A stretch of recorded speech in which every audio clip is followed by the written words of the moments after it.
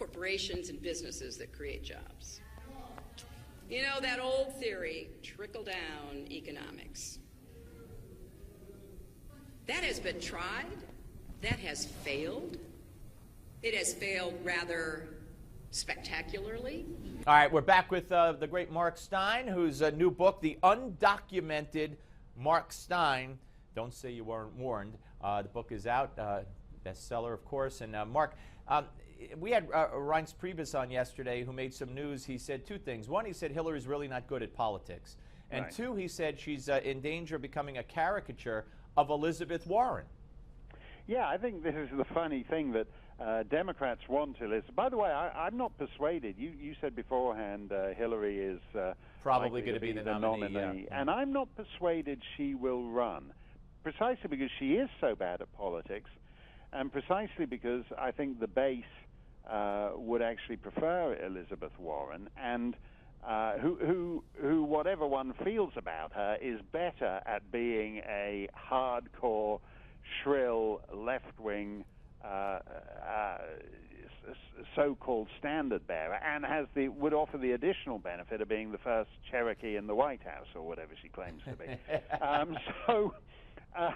So I'm not persuaded that Hillary will run, but that thin air she has. I mean, for a start, this is a woman. The last time I was in the presence of the Clintons, I was guest hosting for Hannity on Fox, and I thought afterwards, it was just before Christmas, and I went into the Cafe Carlyle, an upscale cabaret. Sure, yeah. To see a little at the Hotel Carlyle, and the Clintons were in there, Bill, Chelsea, and Hillary, and the drummer of the house band said, "Thank God." Said to me, "Thank God you walked in." I didn't think there was anybody in this room who agreed with me. The drummer was a conservative. And they were working the room and being treated like royalty. But she is someone who corporations don't create jobs for her, because she's got a phony baloney foundation that exists basically just to jet her and her husband around to give $200,000 speeches to whichever fat layabout Saudi princes have decided they'd like to buy 20 minutes of the Clintons' company this week. She gave that classically tin-eared soundbite where she said, we were dead broke when we left the White House. We had trouble paying our mortgages. Well, you know, most people don't have mortgages. It's a single noun to most people. Bill Clinton, I was down on the Sunshine Coast in Oz, in Australia, and I was in Noosa, and I said, "Where's the way to this restaurant we're meeting at?" And the guy goes, "Well, you go about 20 minutes past Bill Clinton's pad." And I go, "Wait a minute, Bill Clinton's pad? He's got like a love nest down there where he was on September 11th. They've got homes all over the world, and they're claiming to be dead broke. And they've got homes all over the world that they've earned only by leveraging so-called public service into a big, lucrative money machine. So nobody, it doesn't matter what side of the aisle you're on, nobody wants lectures in job creation from people like Hillary Clinton, who hasn't done a real job since she worked for left-wing lawyers 40 years ago."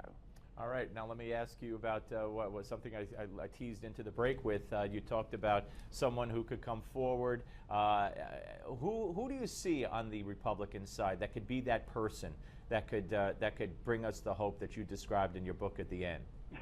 Well, I tell you, I don't really like to endorse candidates. No, I'm not asking you to endorse, but who has the quality? Well, I'll just tell. I'll just say, Steve, what I like about certain people. I mean, for example, Ted Cruz I like, not just because he's Canadian like me, and I'm in favor of an all-Canadian ticket. But I don't want to. But what I like about Ted Cruz is that he doesn't preemptively seed the ground, so that when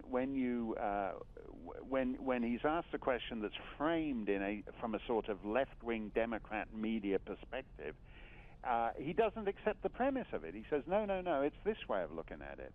And I think whether or not he's the nominee, I think it should be someone like that who actually does the Thatcher-Reagan thing, of not preemptively ceding ground, but demanding that that people actually move closer to where they are. So I think that's what's very strong about Ted Cruz. I'm not really interested in people who want to, without going into names, people who want to sign on to things like Common Core. You know, I think the centralization of government in this country is a real issue, and the idea that you can have a school district for 300 million people. Right, absolutely. Hawaii. That is crazy. Hey, Mark, thank you very much. And, folks, it's all in the book. All the great writings that you may have seen or may have missed, it's in the undocumented Mark Steyn. Don't say you weren't warned. Thank you, sir. Thanks a lot, Steve. Enjoyed it. Take care. We'll be back. Don't go away.